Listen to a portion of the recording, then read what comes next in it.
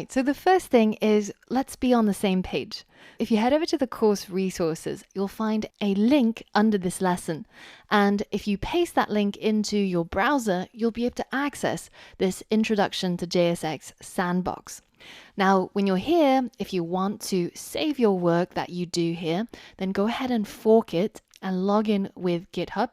If you don't have a GitHub account, it's free to sign up and it's pretty useful as a developer. So I would recommend doing that anyways.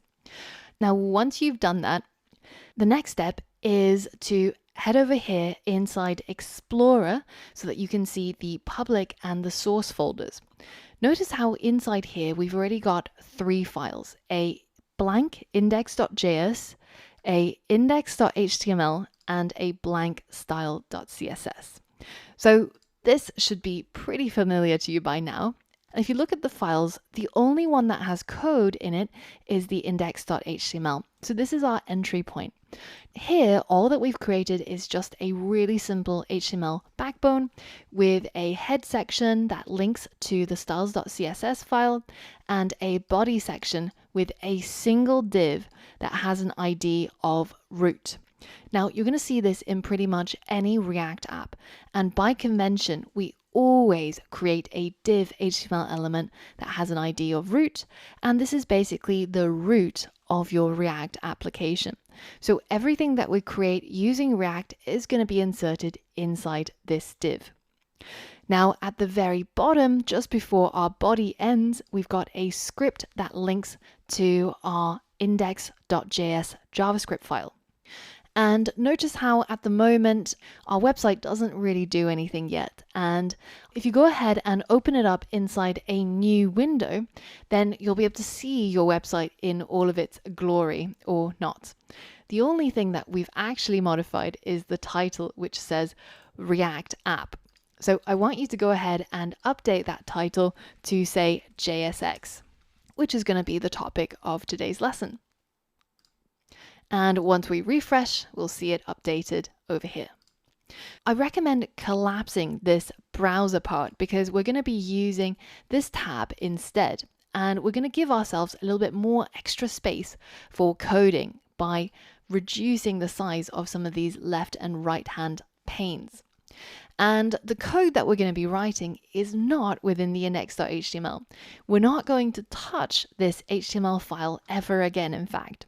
And all of our code is going to be written in JavaScript using React. So head over to the index.js file.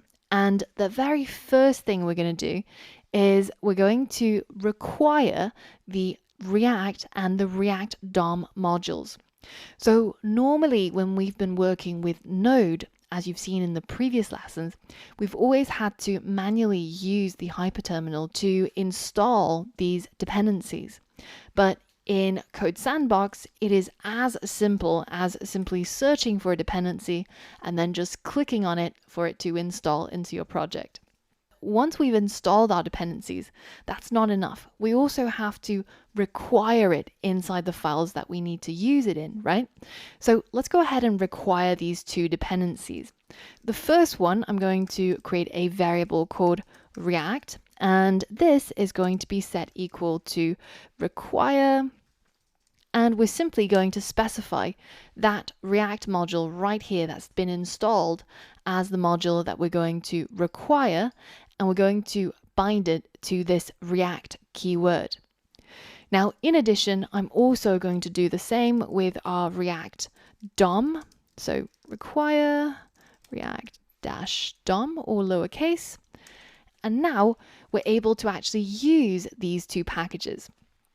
In order to use React to actually create something on screen, we're going to use the render function. So we're going to tap into this React DOM that we've created up here, which of course gives us access to the React DOM module that comes from Facebook right here. And we're going to tap into its render function. Now, this render function, as you can see, takes 3 inputs. The first input is what to show. And this is obviously not real code. I'm just showing you. We're going to be fixing this a little bit later on. Now, after the comma, the next thing that we can add as an input to this render function is where to show it. And finally, we can also add a optional callback to tell us when that render function has completed. Now, we don't need that functionality, so we're going to leave that third one out. But we do have to fix this code because, as you can see over here, I'm getting problems after problems, and basically the browser is shouting at me as well, telling me that there's a syntax error. But of course, that's all because we've got some pseudocode in here. So let's first think about what do we want to show. Well, at the moment, our website is completely blank. There's really nothing here.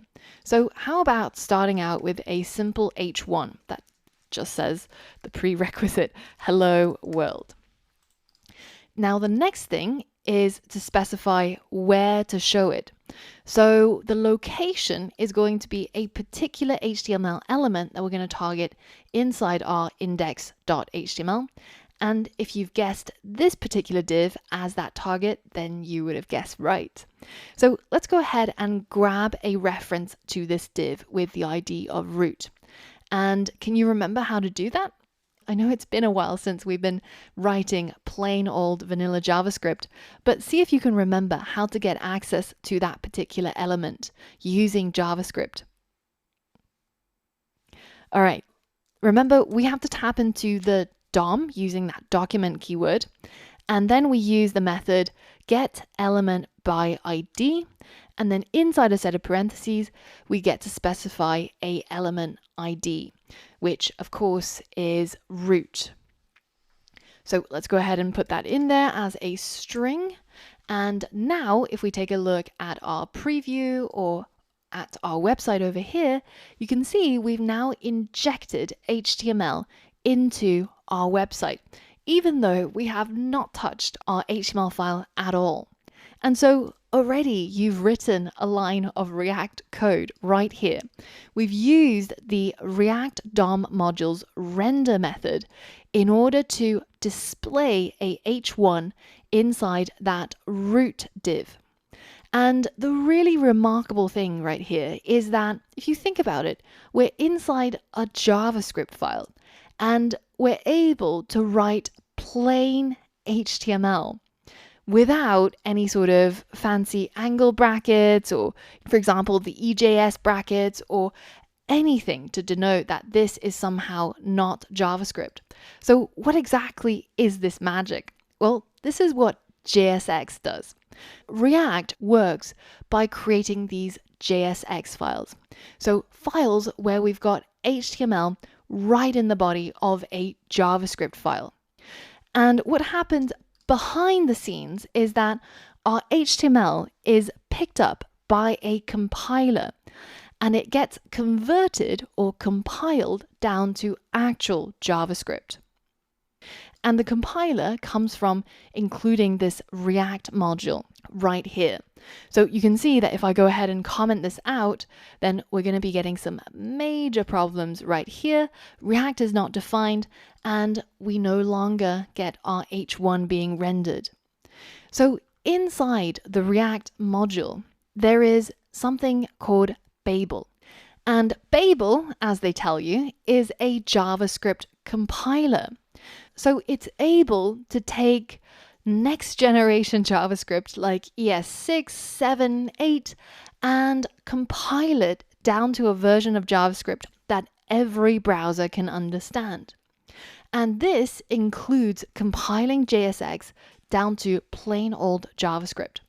So if we head over to this section where it says try it out, you actually get a side-by-side comparison and we can write some next generation crazy code over here. And through the use of Babel, it gets converted down into a version of JavaScript that can be read by every single browser, even good old Internet Explorer. So for example, if I go ahead and just copy this line of code that I've written on line 4 and I paste it in here on the left, you can see that once Babel has done its job, it converts this into an actual line of JavaScript code. And it's able to create this H1 on the screen by using that create element method that comes from vanilla JavaScript, which we've already seen before in the MDN docs. That means instead of having to write something like var h1 equals document dot create element, and then the element that we're going to create is, of course, an h1, and then we write something like h1 dot inner HTML and set the content to be hello world as a string. And then finally, we do something like document dot get element by ID, and we specify the one with the ID of root. And we go ahead and do that append child method, and we add in this h1 that we've created just now. So let's go ahead and comment this out, and you can see that I've now got a hello world. And if I comment it back in, you can see that I achieve the same result, create an h1 with the word hello world in it, with the same outcome, but one of these ways is very easily readable because we've got HTML embedded inside some JavaScript, and the other way is pure JavaScript, but it takes 3 times as many lines to write, and it's a lot less easy to understand what's actually going on here versus this, right? So we already started seeing the beauty of React, but Babel actually goes a lot further than just rendering JSX. It allows us to use some next generation JavaScript. So for example, ES6 or ES 2015. And we can use some of the new constructs that are available through these new versions of JavaScript. And it's able to compile it down into bog standard normal JavaScript. So for example, on the home page here, where they're using the map function, the arrow function, all of this gets converted down into browser compatible JavaScript so that every single browser is able to render it. So now when we're writing our code with the React module in place, we can write ES6 code without worrying about whether if our grandma who has Internet Explorer 5 will actually be able to see our hard work rendered. Babel and React will take care of all of that for us. So that's why in this module, I'm going to be teaching you a lot more of the latest features of JavaScript ES6, because we're actually able to be sure that it's not going to break because we've got all of these modules in place that's going to take care of the rendering and compiling for us. And one of the latest features to come to JavaScript is the import keyword. So instead of requiring the React module and setting it to a variable and doing all of this, the new way of doing it is to simply just import React from a particular module or a particular location. So in our case, it's still the React module right here.